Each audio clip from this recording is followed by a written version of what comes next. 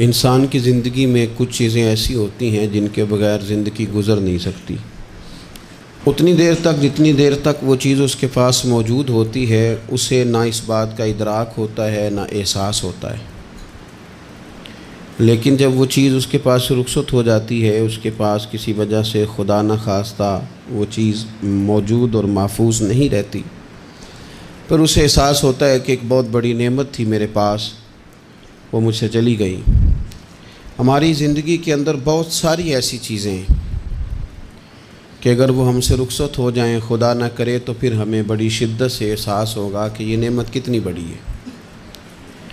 آپ قوس و قزح کے رنگ دیکھتے ہیں، دھوپ اور چھاؤں میں لوگوں کے چہروں کو ملاحظہ کرتے ہیں، آپ اپنے بچوں کو محبت کی نظر سے دیکھ کر دل کو ٹھنڈا کرتے ہیں، آپ اپنے ماں باپ کو محبت کی نظر سے دیکھ کر کامل حج کا ثواب حاصل کرتے ہیں، قرآن مجید کی زیارت کر کے آپ اپنے دل میں بہت سارا سرور محسوس کرتے ہیں، لیکن یہ ساری نعمتیں اتنی دیر تک آپ کے پاس ہیں جب تک آپ کے پاس آنکھ کی نعمت موجود ہے۔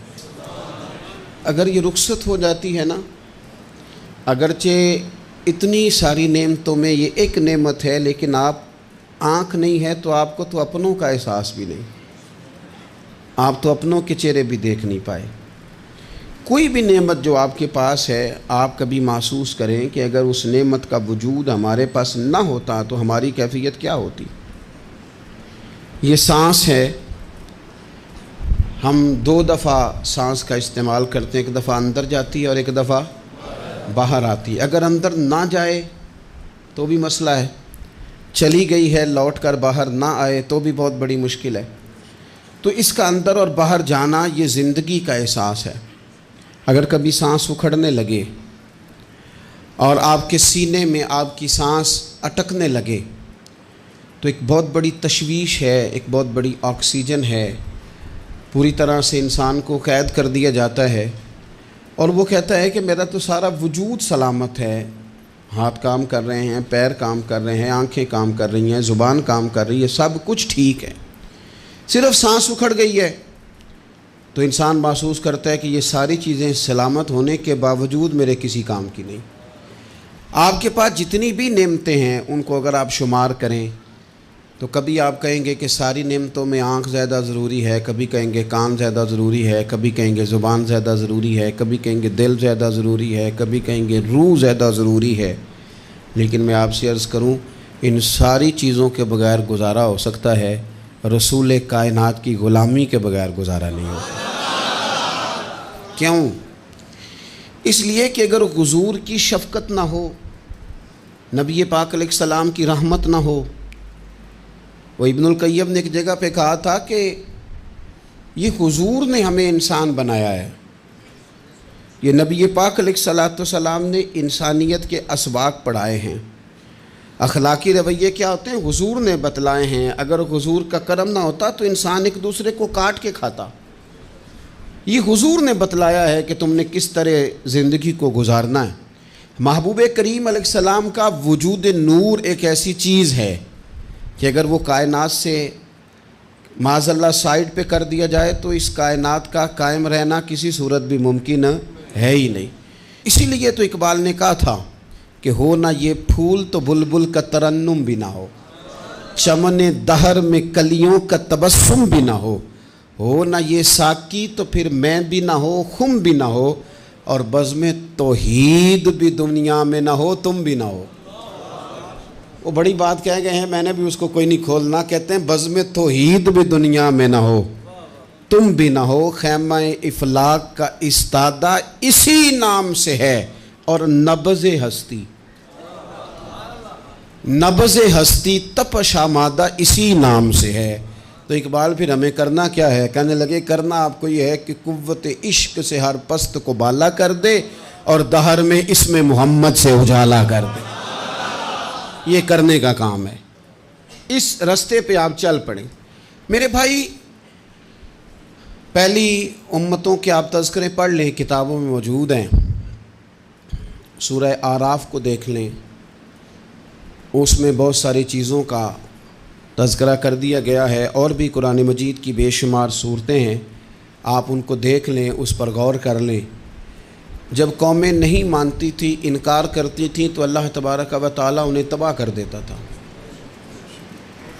بات نہیں مانی، ختم ہو گئی۔ ایک مقصد ہے نا جس کے لیے کسی چیز کو بنایا گیا ہے، تو مقصد تخلیق انسانیت کیا ہے کہ وما خلقت الجن والانس الا لیعبدون، جنوں اور انسانوں کو اللہ نے اپنی عبادت کے لیے پیدا کیا، اور ان کو جب عبادت کی دعوت دی گئی، جب انہیں پیغام دیا گیا اللہ تعالیٰ کی توحید کا، انہوں نے نہیں مانا، تو جس مقصد کے لیے بنایا تھا جب اس طرف ہی نہیں آئے۔ یہ پنکھا لگایا جاتا نا ہوا کے لیے، تو اگر پنکھا ہوا نہ دے تو اس کا کوئی چھت پہ کام ہے؟ اس کو اتار کے تو آپ سکریب والے کے پاس بھیج دیں گے، بھئی ختم ہو گئی بات۔ تو مقصد جو تھا نا اللہ کی عبادت تھی، تو جب قومیں اللہ کی عبادت کی طرف نہیں آئیں تو اللہ نے انہیں تباہ کر دیا اور صفحہ ہستی سے مٹا دیا۔ اللہ تعالیٰ کے پیارے محبوب علیہ السلام نے کفار مکہ کو، قریش کو، عالم عرب کو، عالم انسانیت کو دعوت دی، وداعیا الی اللہ باذنہ وسراجا منیرا۔ اس منصب پر فائز ہو کر حضور نے دعوت دی۔ جب انہوں نے دعوت کا انکار کیا، حضور نے انہیں عذاب سے ڈرایا، اللہ کے عذاب سے، چونکہ حضور نذیر ہیں۔ انہوں نے یہ کہا کہ اگر آپ کہتے ہیں نا کہ ہم پر عذاب آئے گا تو پھر آپ وہ عذاب لے آئیں، ہم پہ آئے۔ جب کوئی آدمی منہ سے تباہی مانگے، جب کوئی شخص اپنے منہ سے یہ کہے کہ کر لیں جو ہوتا ہے معاذ اللہ، تو اگر تو سامنے والا کمزور ہو تو شاید وہ کچھ نہ کر سکے، لیکن یاد رکھنا کئی دفعہ کمزور ہوتا ہے تو کچھ نہیں کرتا، تو کئی دفعہ مہربان بڑا ہوتا ہے، رحمان اور رحیم کئی دفعہ کرم نوازی کرتا ہے۔ جب انہوں نے کہا نا کہ لائیں وہ عذاب ہے محبوب جس کا آپ وعدہ کرتے ہیں، تو اللہ نے کیا فرمایا؟ فرمایا وما کان اللہ لیعذبہم وانت فیہم۔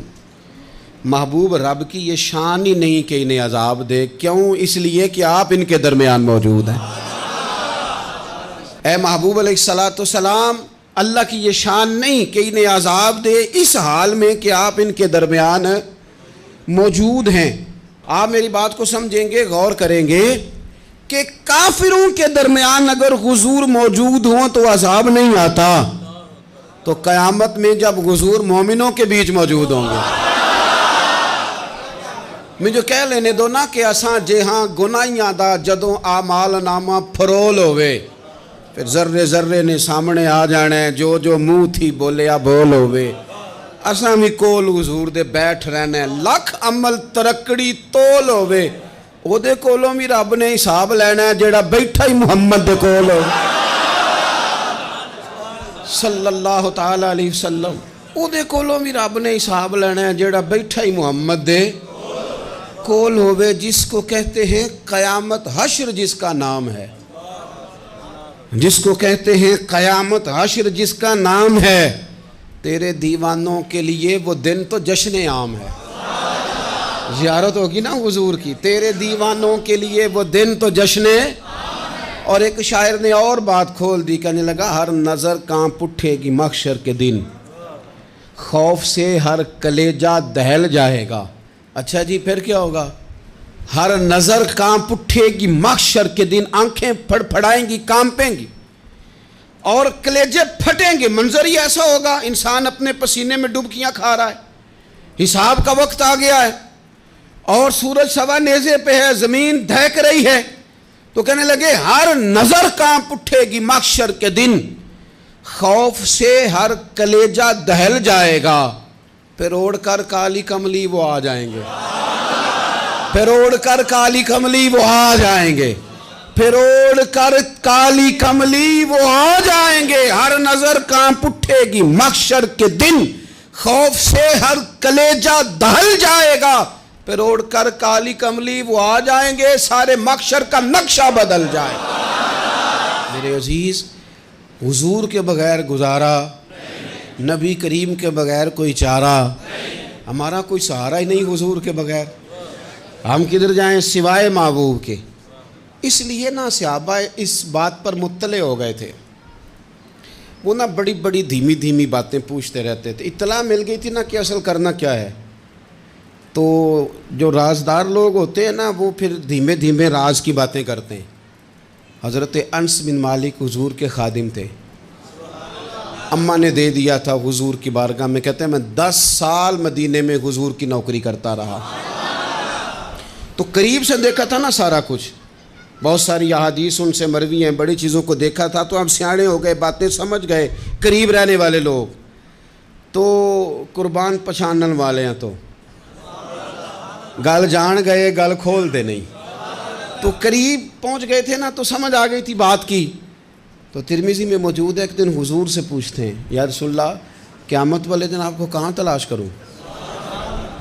یعنی حضور علیہ السلام سے پوچھتے ہیں حضور میں نا قیامت والے دن، بھئی بات تو یہ نا کہ اعمال ٹھیک کیا جائے، معاملات پر توجہ دی جائے، عبادات کا خیال کیا جائے، جو ہمارے ذمے ڈیوٹیاں ہیں وہ پوری کی جائیں، تو وہ کہتے ہیں حضور وہ قیامت والے دن کہاں تلاش کروں؟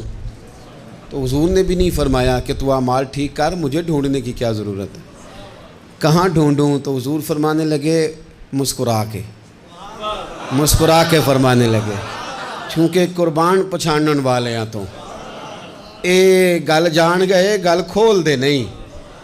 حضور علیہ السلام سے کہا یا رسول اللہ میں نہ قیامت والے دن کہاں تلاش کروں؟ تو حضور فرمانے لگے حوض کوثر پہ۔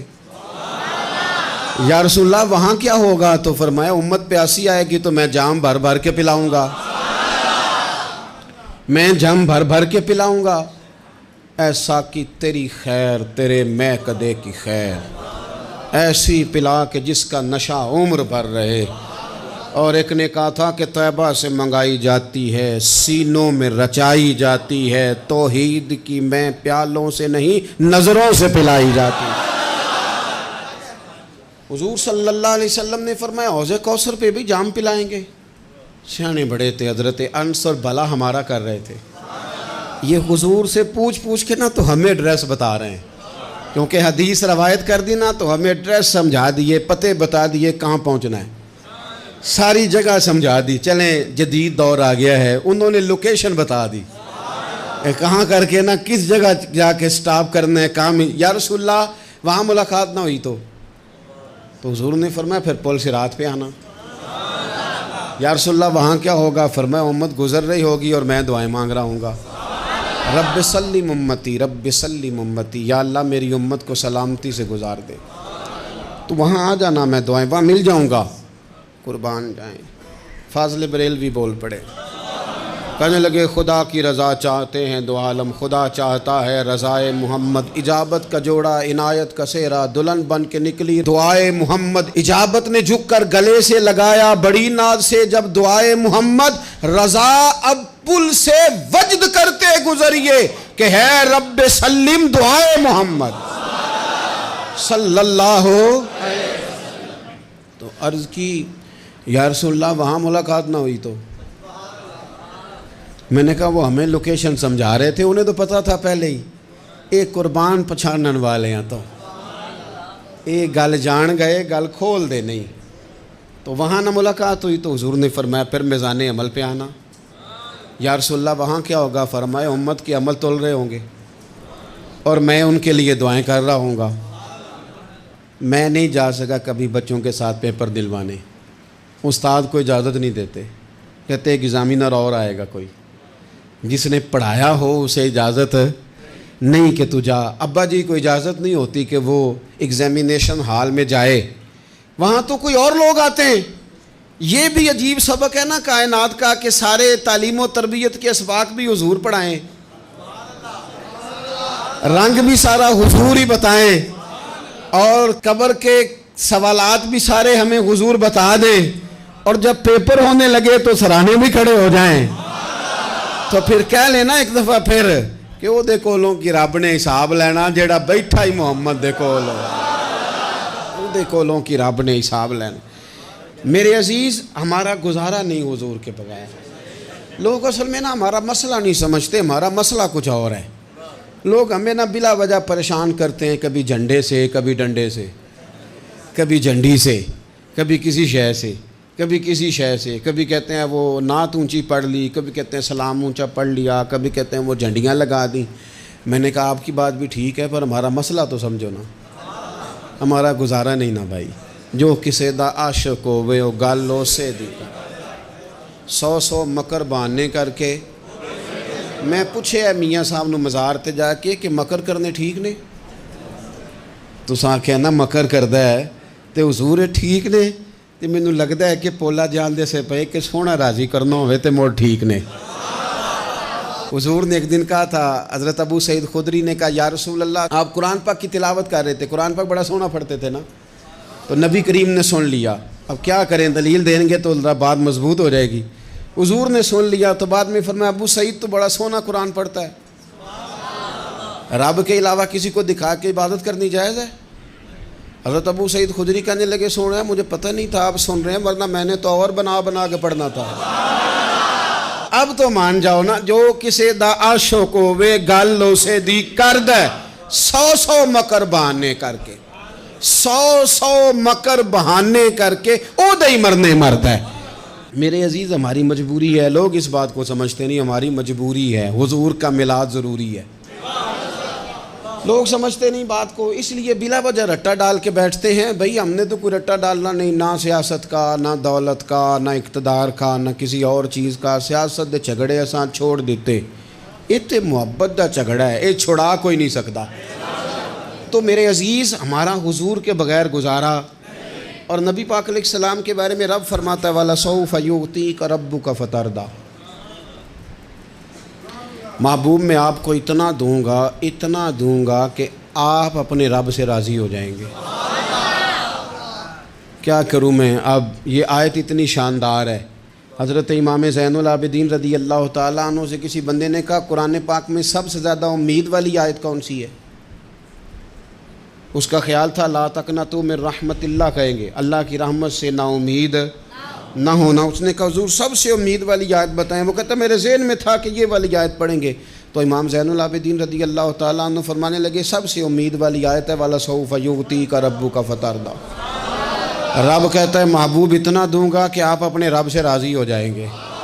آیت نازل ہو گئی تو حضور پتہ کیا فرماتے ہیں صحابہ سے؟ فرماتے ہیں رب کہتا ہے حبیب تجھے راضی کرنا ہے، اور جب تک میرے سارے غلام جنت میں گئے نہ میں نے اللہ سے راضی ہونا ہی نہیں، میں نہیں راضی ہوتا اللہ سے، سارے جائیں گے تو تب تو میں تو کہتا ہی رہوں گا نا قربان پچھانن والے آتا، او گل جان گئے پر گل کھول دے، او گل کھول دے نہیں، پتہ چل گیا بات کا، حضور کے بغیر گزارا، حضور کے بغیر کوئی چارہ ہی نہیں۔ اور خود حضور کیا فرماتے ہیں، یہ سنن ابن ماجہ ہے، میرے رسول پاک صلی اللہ تعالیٰ علیہ وسلم ارشاد فرماتے ہیں، حدیث کے راوی حضرت ابو موسیٰ اشعری رضی اللہ تعالیٰ عنہ، حضور فرماتے ہیں کہ اللہ نے مجھے اختیار دیا۔ یا رسول اللہ کس بات کا؟ فرمایا رب نے اختیار دیا میں چاہوں تو آدھی امت بغیر حساب کے جنت چلی جائے، اور میں چاہوں تو اللہ سے اختیار لے لوں کہ یا اللہ مجھے شفاعت کا حق دے، میں سفارش کرتا جاؤں اور تو انہیں معافی دیتا جائے، یہ مجھے اختیار دیا اللہ تعالیٰ نے۔ تو حضور کیا فرماتے ہیں؟ فرماتے ہیں وہ آدھی امت والا سودا نہیں میں نے قبول کیا، میں نے نہ شفاعت لی ہے کیونکہ یہ عام تر ہے اور یہ کفایت کرنے والی ہے، یہ عام بھی ہے اور کفایت کرنے والی بھی ہے۔ اور حضور نے یہ لفظ کہے، یہ سنن ابن ماجہ کتاب الزہد دیکھیے گا، اس میں روایت مل جائے گی۔ حضور فرماتے ہیں یاد رکھو تمہارا کیا خیال ہے کہ میری یہ شفاعت پرہیزگاروں کے لیے؟ خود جملہ استفہامیہ سے بات کرتے ہیں، تمہارا کیا خیال ہے کہ میری یہ شفاعت جو قیامت میں میں سفارش کروں گا تو پرہیزگاروں کی کروں گا؟ حضور فرماتے ہیں نہیں، میں قیامت میں گناہ گاروں کی سفارش کروں گا، میں گناہ گاروں کی سفارش کروں گا، گناہ گاروں کے لیے عرض کروں گا اللہ کی بارگاہ میں۔ کچھ دن پہلے میں کہیں پڑھ رہا تھا کسی کا مضمون، اس نے تشبیہ کس طرح کی دی ہے مجھے پتہ نہیں، لیکن لکھ دی بات، کہنے لگے ایک وکیل ہوتا ہے ایک شفیع ہوتا ہے، ایک وکیل ہوتا ہے ایک، حضور وکیل نہیں ہمارے، حضور ہمارے شفیع ہیں، شفاعت کرنے والے ہیں۔ وکیل یہ کہتا ہے جج صاحب سے کہ یہ جس کا میں وکیل ہوں نا اس نے نا غلطی کوئی نہیں کی، اسے معاف کر دیں۔ وکیل یوں بحث کرتا ہے، کہتا ہے اس نے کیا ہی نہیں، جرم معاف کریں۔ اور جو شفیع ہوتا ہے نا وہ کہتا ہے مالک اس نے سارے کیے، تو میرے آنے کی لاج رکھ اور اسے معاف کر دے۔ یہ وکیل اور شفیع کا یہ فرق ہوتا ہے کہ شفیع کہتا ہے سونے سارے کیے ہیں، بڑے بڑے پاپ کیے ہیں، پر میں جو آ گیا ہوں تو مہربانی کرنا معافی دے دے۔ میرے عزیز، حضور کے بغیر کہیں بھی گزارا نہیں ہے۔ ہم نے نا جب یہ بات سمجھ لی، اور پتہ ہے نبی کریم صلی اللہ علیہ وسلم نے آگے بڑھ کے خود بھی کئی مقامات پر اس بات کو کھول کر مختلف انداز میں بیان کیا۔ حضرت عبداللہ ابن عباس رضی اللہ تعالیٰ عنہ کی روایت آپ دیکھ لیں، یہ آپ کو مستدرک میں ملے گی۔ حضور صلی اللہ علیہ وسلم فرماتے ہیں قیامت کے دن اللہ تعالیٰ انبیاء کے لیے نور کے ممبر بچھائے گا، ہر نبی ممبر پہ بیٹھ جائے گا، ہر پیغمبر علیہ السلام اپنے ممبر پہ جلوہ فروز ہو جائیں گے، ہر پیغمبر۔ لیکن حضور فرماتے ہیں میرا ممبر خالی ہوگا۔